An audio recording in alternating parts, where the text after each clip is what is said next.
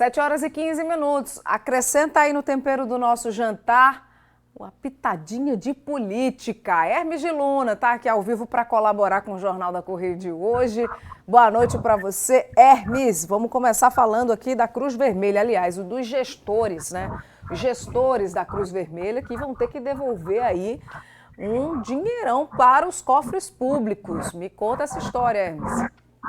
É isso, o Tribunal de Contas do Estado julgou improcedente um recurso da Cruz Vermelha, uma organização social que cuidava da gestão desse hospital em 2018. Então foram reprovadas as contas. Linda, boa noite para você, boa noite para todos que estão assistindo o Jornal da Correio. E com essa decisão dos conselheiros, por unanimidade, a prestação de contas foi reprovada. Agora, teve outro julgamento. Dentro desse julgamento, foi saber se respondia apenas o responsável pela gestão do hospital ou também a ex-secretária Vera Lucena, se ela também recebia, Márcia Vera Lucena.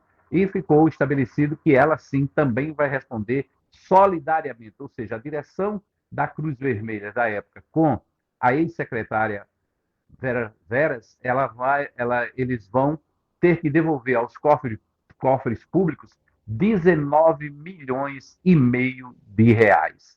Muita gente se pergunta se o Tribunal de Contas tem efetivamente esse poder de obrigar a essa devolução.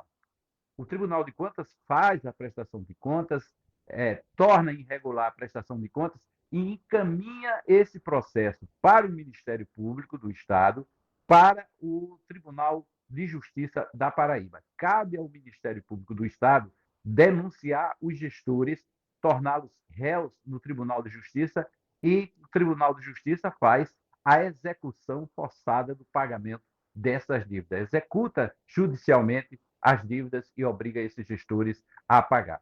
Ainda cabe recurso dessa decisão, claro, inclusive na Justiça Comum, mas é uma complicação para esses gestores que deixaram aí 19,5 milhões de reais num rastro de irregularidades, especialmente em licitações e compras de equipamento.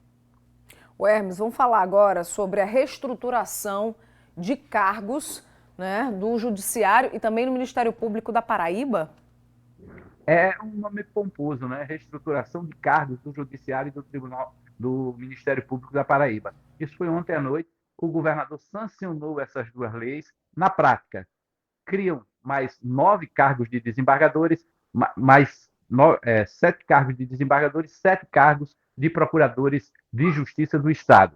O Tribunal de Justiça passa de 19 para 27 desembargadores. E a mesma coisa acontece no Ministério Público do Estado, com a criação de mais cargos de procuradores de justiça. E aí não é só o cargo, tem aí vários outros cargos que vai pela escala decrescente de importância, que são assessoria jurídica, chefe de gabinete, secretaria, assistentes técnicos. Tudo isso está englobado nessa pauta desses dois projetos que agora viraram lei. O Tribunal de Justiça garante que isso vai dar celeridade ao julgamento da segunda instância, ou seja, dentro do próprio Tribunal de Justiça, aqueles processos que vêm da primeira instância para o Tribunal de Justiça. Vamos aguardar que todo esse benefício também se traduza numa celeridade maior, porque assim ganha a sociedade. Ô Hermes, houve tentativa, vamos dizer assim, de barrar mudanças no prazo de liberação de emendas parlamentares? Sim, Linda. Vamos explicar essa situação. É porque o plano plurianual ele foi aprovado pela Assembleia Legislativa. Só que dentro desse plano plurianual, a Assembleia Legislativa fez uma modificação do prazo das emendas parlamentares. O governo do Estado tem até o final do ano seguinte, do ano em exercício, para executar, ou seja, para pagar essas emendas aos deputados, inclusive aquelas impositivas. O que é que os deputados fizeram? Emendaram o plano plurianual, dizendo que essas emendas teriam que ser pagas até o final de maio. Então, o governador vetou esse projeto, esse veto foi para a Assembleia, os deputados derrubaram e agora o Executivo judicializou essa questão, ou seja, o governo do Estado ingressou com uma ação contra a Assembleia Legislativa, uma ação direta de inconstitucionalidade, no Supremo Tribunal Federal, questionando essa mudança nos prazos para execução e pagamento das emendas parlamentares. Vai demorar um pouco, mas o governo espera que seja mantido aquele prazo inicial, que se finda também com o término do exercício financeiro do ano seguinte. Tá certo, Hermes. Obrigada pela sua colaboração mais uma vez, viu?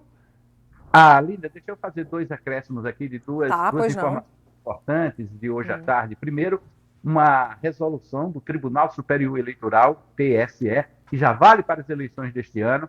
Eles formaram o que se chama uma jurisprudência, né? Formataram uma jurisprudência única, valendo para todo o Brasil, de que se houver fraude da cota de gêneros nas eleições municipais, toda a chapa será cassada. Hoje, são cassados apenas vamos dizer, se forem, no caso de vereadores, que é eleições desse ano, se tiver fraude de gênero em determinado partido, esses partidos perdem as vagas, né, e faz um recálculo somente daquelas vagas e esse partido retoma os mandatos com outros vereadores, com os suplentes, tirando quem praticou a fraude de gênero. Agora não.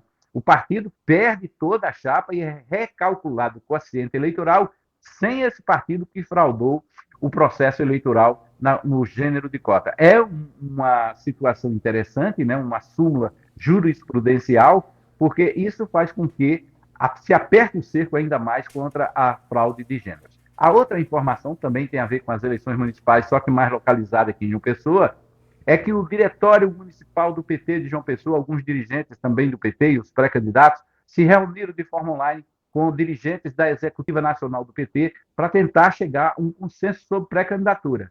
Não chegaram. Ficou para a próxima semana. Representantes do PT da Paraíba e de João Pessoa vão para Brasília conversar com a direção nacional e vão discutir essa possibilidade de ter a candidatura própria. Uma coisa que chamou a atenção dessa reunião de hoje, há uma tendência para a direção nacional apontar o deputado estadual Luciano Cartaz como pré-candidato. A proposta é que seja feita uma pesquisa para saber, uma pesquisa interna do PT para saber quem tem mais potencial de voto. Essa pesquisa seria em João Pessoa toda, não se limitaria apenas aos militantes. Aí, os apoiadores de Cida Ramos, a outra pré-candidata, não aceitaram essa proposta. Até aceitam que seja feita uma pesquisa, mas essa pesquisa somente entre os filiados do PT e não de toda a população geral.